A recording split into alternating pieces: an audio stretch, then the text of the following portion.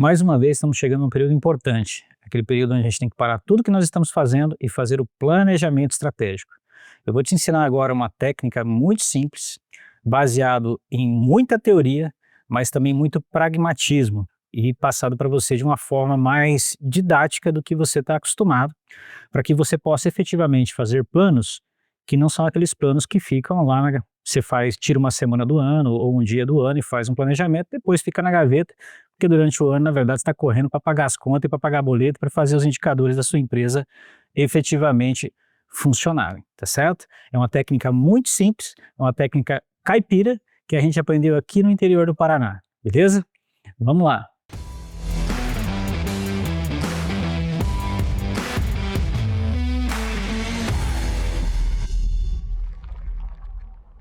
Muito bem, essa técnica é baseada em alguns pilares, na verdade são 5 pilares que nós vamos trabalhar aqui. O primeiro deles é de onde que eu venho, o segundo é onde que eu estou, o terceiro, para onde que eu vou, se existe alguma direção que alguém me deu ou alguma restrição que alguém me deu para eu caminhar no meu planejamento e por último, o que eu vou fazer para chegar lá. E eu brinco que é uma técnica caipira porque as perguntas são muito simples. Donde vim, onde eu tô, pra onde eu vou.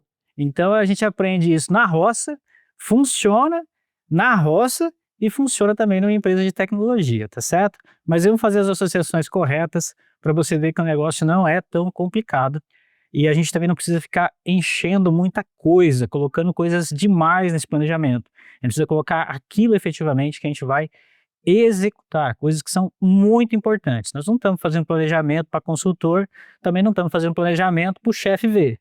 Nós estamos fazendo um planejamento para alinhamento de todas as pessoas e para a gente saber quais são os passos e todo mundo remar efetivamente na mesma direção, beleza?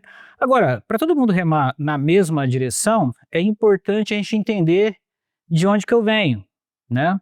Isso na literatura você vai encontrar onde? Ah, qual é a nossa definição de propósito?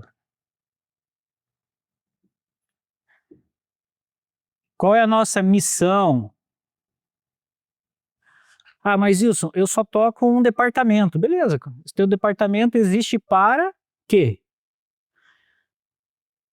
Qual é o propósito dele? Qual é a missão desse departamento? Qual é a missão desse negócio, dessa empresa ou desse projeto que você está envolvido? Essa é uma pergunta muito importante para alinhar as pessoas. Normalmente, quando eu faço essa pergunta para as áreas ou para as empresas ou para outros empresários, vem frases muito prontas, que muitas vezes não é a realidade. Aqui é importante ter uma conversa sincera e honesta.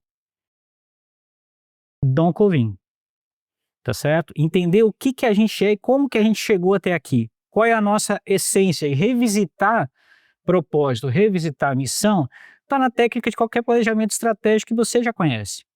O grande problema, na verdade, é que você fica colocando lá frases bonitas, palavras que ninguém entende e que não tem significado algum. Excelência, qualidade, solução. Cara, isso não engaja efetivamente as pessoas. Qual que é o teu propósito efetivamente? Fala isso para uma pessoa como se você estivesse conversando com um amigo. Ok? Num restaurante, por exemplo, né? Qual é a missão? Por que você fundou essa empresa? Ou por que essa área existe nessa empresa? Como se você estivesse conversando com um amigo no restaurante. Palavras simples. Palavras que as pessoas entendem sem você ter que explicar. Qualquer um que chegar na tua empresa sabe. E aí você vai olhar para isso no processo de planejamento e vai ver, isso ainda faz sentido? Tem razão de existir? Porque os negócios e os produtos, eles têm um ciclo de vida. Em algum momento, esse negócio pode não fazer mais sentido. Estamos na era de inteligência artificial, por exemplo. Talvez algumas ofertas, alguns produtos, as formas que a gente faz, pode não fazer mais sentido. Então, na fase de planejamento, eu ainda preciso entender se faz sentido a minha existência. Se faz sentido tudo aquilo que eu vim fazendo e se ele tende a fazer sentido hoje ainda. Tá certo? E aí, a gente vem um pouquinho aqui na discussão de onde que eu tô, tá certo? O que é isso, onde que eu tô? Normalmente, as pessoas fazem aqui nessa fase o que a gente chama de análise de SWOT. Que é o quê? A análise SWOT. São pontos fracos, pontos fortes, oportunidades e ameaças. Onde que eu estou agora no mundo? Qual é a realidade? O que que eu tenho de dificuldade na minha operação? E aqui vem uma dica de ouro, na hora de você mobilizar o teu time. Somente permita colocar coisas, isso é muito importante, que me impedem de chegar aonde eu quero ir, que daí é o terceiro passo para onde eu vou. Que daí você vai encontrar também o que a gente chama de visão, para onde eu vou. As pessoas precisam entender de onde que elas estão, se faz sentido ainda, para onde elas vão, tá certo? E onde que ela está nesse cenário. E aqui a pergunta é, quais são os pontos fracos ou dificuldades, coisas que eu tenho de fraqueza na minha área, na minha empresa, que podem me impedir de chegar nessa visão? Quais são os pontos fortes, aquilo que eu tenho, que eu faço, que são os diferenciais, são licenças, aquilo que eu tenho e ninguém tem, e meu concorrente vai demorar para ter, inclusive, que vai acelerar, ou que vai me ajudar a atingir essa missão. Essa visão, perdão. Vai me ajudar a atingir essa visão de futuro. Onde que eu estou, o que pode me dificultar para onde que eu vou. O que pode facilitar, que eu já tenho, que pode facilitar o para onde que eu vou. Tá certo? Beleza. E no meio do caminho, tem algum perigo que de repente eu preciso ficar atento, porque posso me impedir de chegar lá? Tem oportunidades que eu posso aproveitar para chegar lá mais rápido? Na hora que eu olho para fora da minha organização, para fora do teu departamento, que você está fazendo o teu planejamento. Às vezes, se você está fazendo planejamento de uma área, você tem dificuldades em outra área que você não faz gestão. Se você está falando de uma empresa, você tem seus concorrentes. Se você está falando de uma área, às vezes você tem um baita técnico que conhece muito inteligência artificial que está subutilizado naquela área.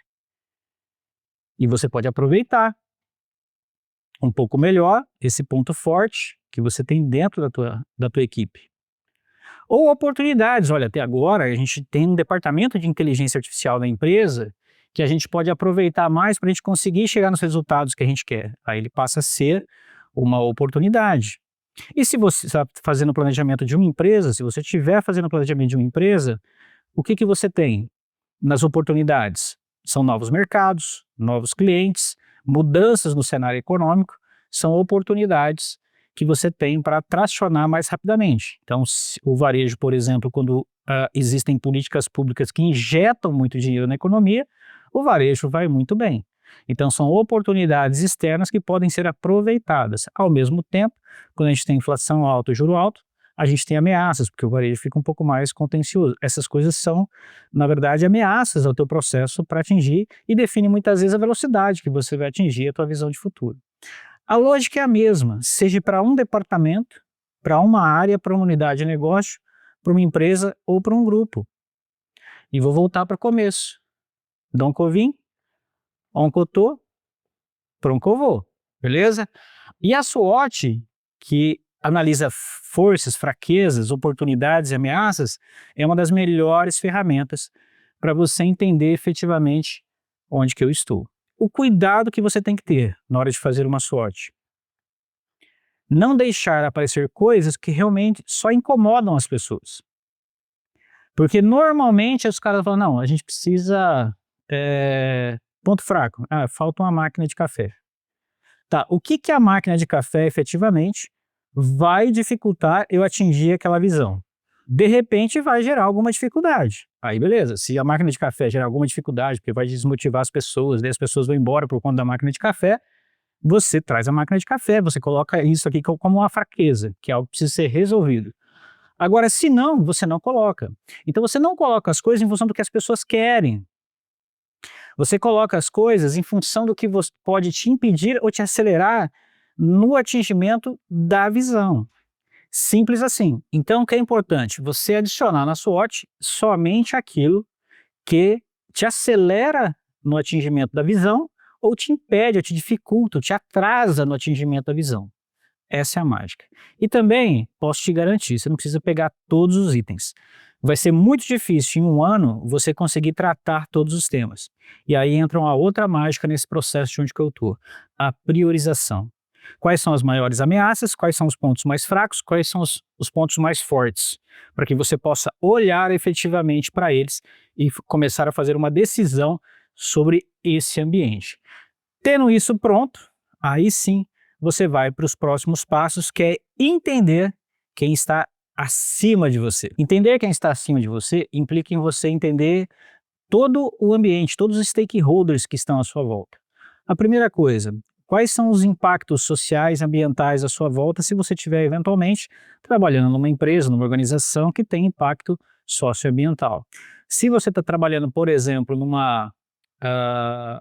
numa empresa que pertence a um grupo econômico, provavelmente essa empresa já recebe algumas diretrizes, direcionamentos do que ela deve fazer ou restrições, seja orçamentárias ou outras restrições. Então, o direcionamento e a restrição também você precisa entender. Para você que tem uma empresa pequena, para você que é dono de empresa, né, eu costumo muitas vezes me retirar com os meus sócios durante um período, para a gente, antes de ir para o planejamento estratégico, estabelecer quais são as diretrizes, o que a gente espera desse negócio, quais são as direções, tem alguma restrição que a gente não quer de jeito nenhum? Ó, pode ser qualquer uma, ok? Não, nosso negócio não está à venda, é uma restrição. Então não adianta vir durante o ano alguém fazer ofertas que não vai funcionar, ou não, nós vamos trabalhar nosso negócio e estamos recebendo propostas de outras empresas para comprar um negócio ou parte dele, por exemplo. Beleza, então eu tenho um direcionamento que diz o que é possível e o que não é possível no processo de planejamento estratégico. Outro exemplo de direcionamento. Nós na DB1 trabalhamos com home office e trabalhamos com presencial, mas nessa fase nós queremos chegar em pelo menos 50% do time presencial. Então, o direcionamento é fortalecer times presenciais. Isso vem uma diretriz de um acionista, por exemplo. Então, os acionistas ou quem está em volta de quem vai fazer o planejamento pode já dar direcionamentos do que deve ser feito e quais são as restrições existentes. Ó, beleza, você vai fazer você pode fazer, mas nós não vamos buscar nenhum tipo de financiamento bancário ou endividamento da empresa para fazer nenhum tipo das ações que estão aqui. Você já tem isso claro no momento do planejamento. Ele está aqui como passo 4 no processo, mas muitas vezes ele acontece antes. Eu faço esse processo aqui um mês antes. Ah, Wilson, mas eu só lidero um departamento. Tá tudo certo. Chama teu time para um happy hour e começa a entender sobre isso. Quais são as nossas restrições, quais são os direcionamentos que a gente tem, que a gente precisa combinar para depois ir para o processo de planejamento, tá certo? Isso, eu tenho uma instituição sem fins lucrativos, eu tenho um conselho, beleza? Converse com o teu conselho, faça uma reunião com o teu conselho para entender quais são os direcionamentos e restrições antes de você ir para o planejamento estratégico. Outro exemplo de um direcionamento, que esse você vai curtir. Aqui na DB1, as empresas têm a regra dos 40, então ela tem que crescer mais dar resultado, 40%. Então, se ela crescer 50%, ela poderia dar até 10% de prejuízo, né? Que estaria ok na nossa regra dos 40, é um direcionamento. Se a empresa ela deu 20% de lucro, ela tem que crescer pelo menos 20% para chegar na regra dos 40. É um outro direcionador que nós temos, que nós trazemos para as pessoas irem para o processo de planejamento, entendendo essa direção e essa restrição, que são a direção é quais são as expectativas com relação a esse negócio, para onde a empresa deve caminhar.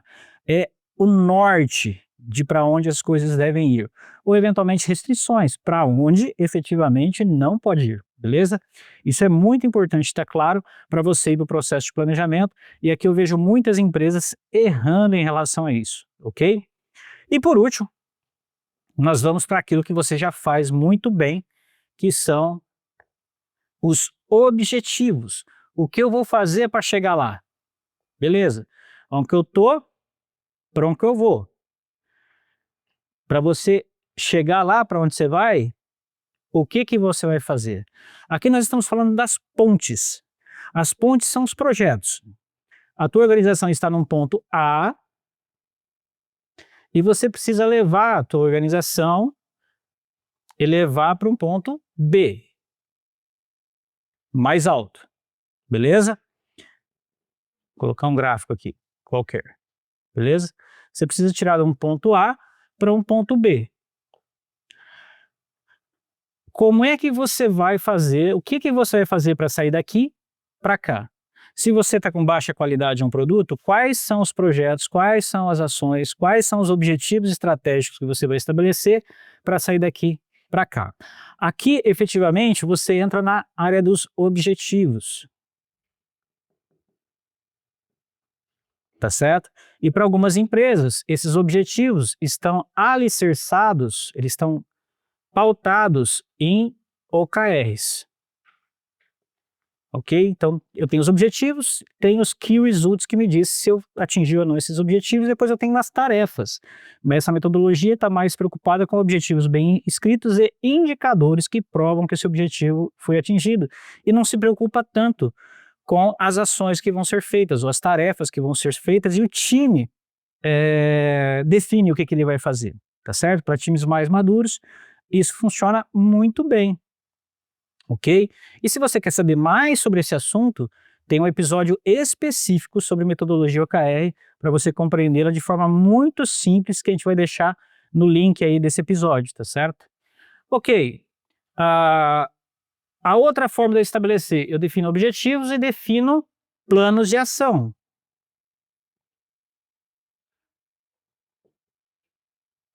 O nosso 5W2H, né? Tão conhecido 5W2H.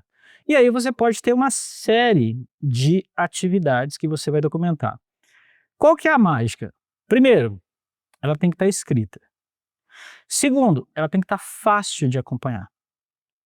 Então nada de criar indicadores, nós vamos medir desse jeito. Você já mede hoje? Não, então você não vai medir. Você já nem faz o negócio, como é que você vai medir? Então esquece colocar qualquer número, qualquer indicador que você já não mede. Você vai fazer coisa errada.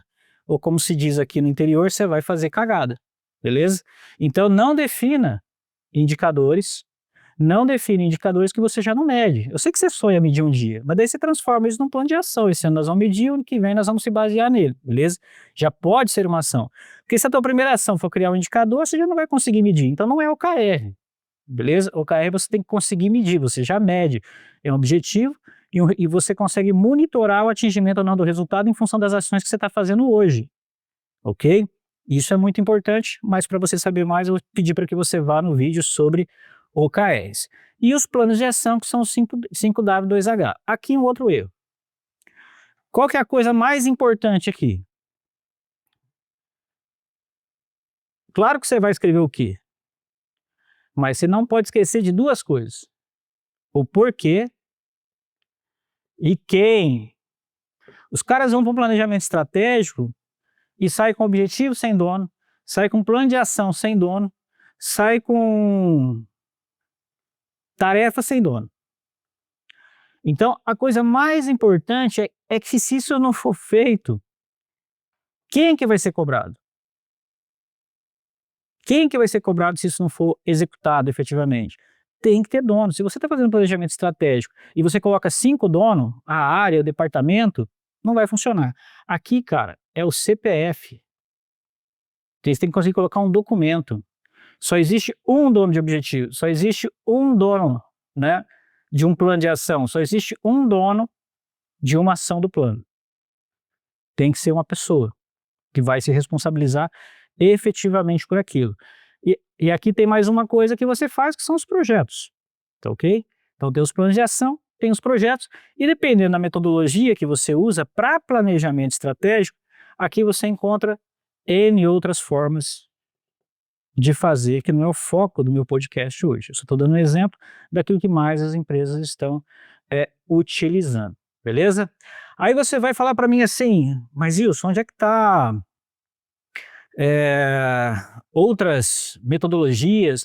Onde é que está o BSC nessa história? Cara, legal o BSC. Se você não sabe quais são as ações, o que está acontecendo, você fatia ele por área e vai olhar isso por área. É um método de você fatiar e olhar nas dimensões. Mas você pode muito bem fazer tudo isso sem olhar para a BSC e depois você vai olhar assim e falar, beleza, tem plano de ação em todas as áreas, tem na área de pessoas, tem na área financeira, tem na área de cliente, a gente tem objetivos estratégicos para a gente chegar lá em todas essas áreas.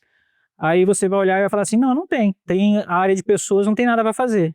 A gente não colocou nada. Daí o teu time vai falar assim, nossa, precisa fazer alguma coisa, porque o meu time do RH faz assim, se tiver tudo bem lá, eles vão falar assim, não tem nenhuma diretriz para nós, não tem um objetivo para nós, tá certo? E aí vocês cometem o erro, eu já cometi muito esse erro, de ficar estabelecendo objetivos muito fortes para áreas que não precisam ter objetivo, que não vai ajudar nada, não vai acelerar e não vai me impedir de atingir aquela visão. Você vai estar enchendo linguiça do seu departamento e vai estar colocando as pessoas para correr, sendo que não precisa correr.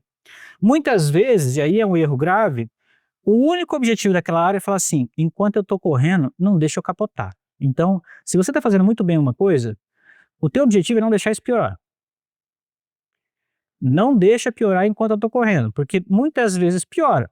Se você tem uma taxa de crescimento muito alta, está fazendo ações muito fortes de crescimento, a tendência dos teus indicadores de suporte talvez seja piorar. Talvez o teu NPS piore, porque você está numa taxa de crescimento muito alta. O desafio da pessoa não vai ser melhorar, vai ser não deixar piorar. E aí existe uma outra classe de indicadores que isso aí também é importante para você acompanhar. Eu vou colocar o item 6 aqui, vamos ver se a câmera consegue me acompanhar.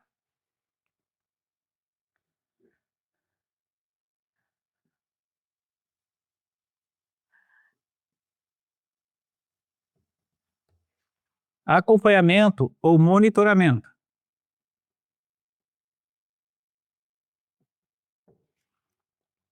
Que a gente faz isso com base em indicadores. Tá certo? E aí a gente tem dois tipos de indicadores que eu separo. Eu tenho os indicadores de saúde e os indicadores que eu chamo de estratégicos. Ok? Os indicadores estratégicos é aquele que eu estou utilizando para ver se eu estou conseguindo chegar lá ou não. E os indicadores de saúde são todos os indicadores que a minha área tem que ter, ou um departamento efetivamente tem que ter, ou que uma empresa tem que ter, enquanto ela persegue o seu objetivo estratégico. Então, por exemplo, eu posso não ter nenhum problema de satisfação de cliente. Está tudo certinho. O NPS da minha empresa ou da minha área está em 70%. Um bom indicador de NPS aqui, beleza. E aí eu estou com um objetivo estratégico de entrar num novo mercado. Eu vendo no sul do Brasil, quero vender no Nordeste, eu vendo no Brasil, quero vender em Latam, não importa. Beleza? Então, eu vou ter um objetivo de expansão comercial aqui de faturamento muito forte. Só que o desafio vai ser como eu cresço esse faturamento sem perder meus indicadores de saúde. Lá na metodologia OKR, que eu explico no outro vídeo, são normalmente as tartarugas, ou seja, vai atrás da estratégia, que são as lebres, sem deixar escapar as tartarugas, que normalmente são indicadores de saúde. Então esses aqui é o que eu estou perseguindo. Ah, Wilson, mas eu estou com o indicador de saúde baixo, eu estou com o indicador de saúde em 20%. Beleza, ele pode ser um indicador de saúde, que também naquele exercício, né, eu estou perseguindo porque ele está baixo, ele está em 40% e é um objetivo estratégico aumentar a satisfação. O indicador pode ser o mesmo, só que o uso ele é separado. Beleza? Então é importante fazer essa segmentação no acompanhamento. E aonde que você faz reuniões de check-in? Aonde que você faz reuniões de plano de ação e acompanhamento? Ciclos no mínimo mensal, acompanhando indicadores estratégicos e de saúde. Normalmente a sua empresa está cometendo o erro de olhar só para os indicadores de saúde, mais faturamento. Porque é isso que faz a gente pagar conta. E concorrer, pagar conta com movimento estratégico é o grande desafio. Concorrer com o seu dia a dia, as coisas que você tem que fazer, mas os projetos que vieram do teu plano estratégico para a tua área, que você tem que desenvolver, é o seu desafio. E aí eu vou te dar a mágica. Você só vai conseguir fazer esse movimento se você, líder, tiver disciplina e você colocar isso aqui como sendo a primeira coisa para você fazer no dia. Porque senão você só vai correr atrás de pagar as contas e garantir os indicadores de saúde para você não apanhar. Mas você efetivamente não vai conquistar nenhuma posição diferente. Esse é o Na Trincheira. Espero que você tenha aprendido um pouquinho mais sobre planejamento estratégico. Isso pode ajudar você a planejar sua empresa, seu negócio, sua área, sua instituição. Um abraço.